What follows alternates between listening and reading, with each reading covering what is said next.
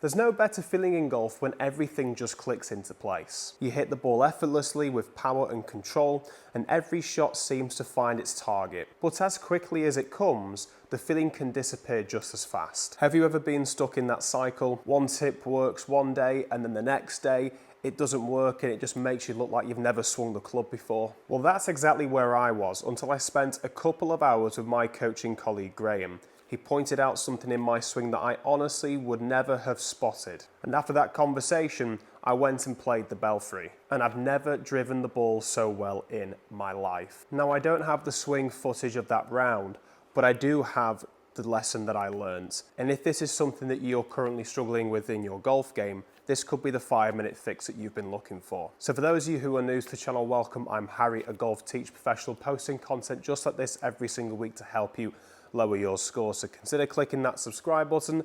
It helps me post more content like this, and it's totally free to do. You'll also notice in the description below that Satori Golf, the partners of the channel, are offering an exclusive discount code 20% off for this entire month. So make the most of this offer whilst you can by checking out the description below for that link so you can get yourself one or more of these fantastic polos. So the problem that I had during my golf swing that I was aware of, but I had no idea how to look into fixing, was the fact that I was creating too much lag, in particular with the driver during my downswing, which was causing the club head to get very close to my trail shoulder. To create lag, you get loads of speed from this, which is great, but it becomes sometimes, well, it did for me, it became very difficult to control the club face. I was hitting shots that were blasting well off to the right, hooking well to the left, and I couldn't figure out why this was the case. If I was able to generate so much speed and get my club into a really good position on the downswing, why was this happening? So the reason is, when we just take this video on the screen now, you can see here, this was actually me working on this issue at the Belfry driving range. As I make my way into the downswing, you can see here how much the club lags into that downswing. And then what happens for me, as the club reaches pretty much parallel in relation to the ground, so this point here, my body stalls. As my body stalls, my arms have no choice then but to do this action here. They almost crunch inwards like this here. So all my speed, all my power has come from this action here, and then because the face has to release, I end up doing this. Now, I've been working on trying to hold off the club face for very long to help compress my irons, but also to help me get my hands leading the race to the golf ball, in particular with irons, a little bit less with driver to help for that compression. But what Graham said for me to do instead, and this is what I've never noticed before, never noticed this drill, but it's worked wonders for me, is that he suggested once I get to the top of my swing, as I come down, the feeling is for me to let go. Let go of the angle. Don't let my arms fold in. So the only way for me to stop my arms from folding inwards was to feel like I was swinging through, but allow my arm to release over. Now, this is more of a forearm rotation release, rotational release, as opposed to using my wrists and hands. It'll feel obviously like I'm releasing them over, but it's all coming from the left arm folding and going from this internally rotated movement on the way back to externally rotated on the way through. So to begin with, he actually got me working on swinging up to the top and just getting me to let go of the club as I made my way into the downswing, applying the speed and trying to stop as quickly as I could. Applying the speed allowed my body to then initiate and rotate, and then to pause and hold this position here, and letting go of my trail hand allowed my lead arm to rotate over naturally into the correct position on the way through. This here is going to allow me, it allowed me to rotate that club face just a little bit over to square things up at impact. As long as I created speed, that club face was never going to close down too much for me. So rather than seeing too much of this angle here and holding it and then last minute having to conjure it up last minute, I was being taught to release it over. And as long as I created speed, I was able to square up the club face. And when I went out onto the golf course, I noticed huge improvements with my drivers. I was so confident, I was hitting the ball further than ever before and much straighter than ever before.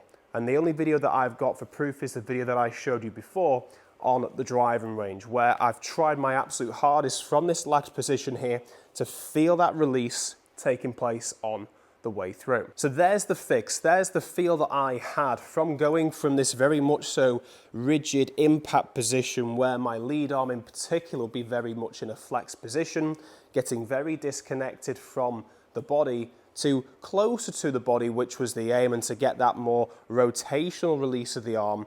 The question is, if that is something that you're struggling with in your golf game, how can you fix this with the driver and then also with the irons as well? Before we dive into that, if you are new to the channel, I do offer in-person lessons and online lessons as well. Feel free to take a look at the description below if you're looking for more personalized coaching to suit your swing. So when we take a look at the way driver versus irons work in the golf swing, driver in particular, we want to be hitting more up on the golf ball. So what my colleague Graham had me doing was, when I set up to the golf ball, I was having this feeling on the way through, where I was allowing my arm to really release over like so, with my trail arm fully extended, but still rotating over like this here. When I set up to this golf ball, the first drive I tried doing this was getting up to the top and literally feeling this on the way through. That was the thought.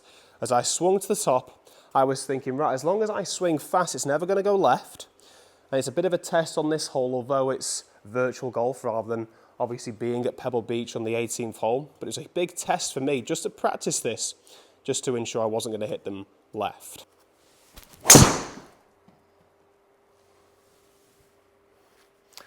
So a little bit of hook spin on that one, hitting that ever so slightly more out the toe, because there was something else that I wasn't exactly doing that Graham added in. So as well as the feeling of me getting this release in the lead arm on the way through, stopping with the lead arm, letting go of my right hand, feeling this sensation here, for driver in particular, to help with reducing this lag, because that was causing me to hold the angle and open the face up too much. If I could feel like my arms are staying tucked in, we actually had a towel and placed it underneath my arms, and we kept my arms tucked in with the feeling of pushing my hands away to keep the width of arc nice and wide. That just made it much easier on the way down to control the face and hit the golf ball out the center of the driver. So a couple of rehearsals here with the towel, just really pushing my hands away, allowing this full turn to take place on the way back with driver. Then the feeling on the way through was getting that release. And if I get that release correct, you can see there I'm able to easily keep this towel in. As soon as my lead arm would move away, the towel would fall out. So one last shot with driver before we move on to taking a look at how this works for the irons, keeping those arms nice and tucked in, keeping that wide arc on the way back and on the way through, and just focusing on getting that release of the lead arm as we hit the golf ball. You can see there, less curvature on the golf shot, much better contact as well, and that one has definitely gone that little bit further as well. So let's take a look now then at how this should work with the irons, because there is one little thing that changes ever so slightly just to ensure we get, rather than that upward motion into the golf ball with driver, the downward motion we want with the irons. So when it comes to hitting the irons, one thing in particular that I had to be careful of when I was practicing getting this release on the way through was not doing it too much. Now, it was very easy for me to do it too much with the irons as opposed to doing it too much with the driver. Because of driver, we want to be hitting more up on the golf ball, but also because it's a heavier and longer golf club, it's easier to generate more speed, which means it's easier to leave the face more open. So therefore, it requires more of this release here, this forearm rotational release, to be able to get that club face back to square. Irons, if we were to do that, lighter and shorter golf clubs, it's going to encourage the face to close down too much. So I was noticing a few shots start straight and curve too far left. So instead, what Graham got me doing was the feeling of swinging up to the top, keeping this really nice and wide back swing with the towel still tucked in underneath my arms, and then from there allowing almost my belt buckle itself to push up and point at the target. Now, if I was to do that, that was going to allow me to get my body turning and rotating upwards to give myself room to extend this lead arm and then square up the face at the golf ball. If I was to stay down, what are we going to have to do? This action again. So just applying that feeling on the way through. For me, it just feels like I'm getting more forward, pushing and transferring my weight forward as I work on this release, letting go with my trail arm to get that release on the way through. So it also feels like I'm pushing up from the ground to get my buckle to face towards the target. So nice and wide on the way back, buckle to target, still getting that release. That was the feeling. That's the only difference there between the driver and the irons. The driver, we can hold back a bit more and allow that to release. Irons, we want to be getting a bit more forward to compress the golf ball. So 6-iron here, 209 yards. Tricky one. This is just out of my 6-iron range, so I'm going to have to step on this one. Let's see if I can get that pure strike to get it there. That was nice again. That's got to be pretty good, surely. Oh, lovely bounce. Right next to the pin. I'll take that one for the final shot. If you've enjoyed this video, make sure you go ahead and give that a try and drop a comment down below to let me know how you get on from watching this tip and drill. And if it does help you, be sure to click that subscribe button, as there's lots more content coming your way to help you lower your scores. Don't forget to check out the links in the description below for the 20% off deal with Satori Golf, the in-person and online lessons to help you with your golf swing, and my other coaching material as well. Be sure to check out this video over here if you're looking for more content just like this, and this one down below for more driver bonus tips to help you hit the golf ball way further.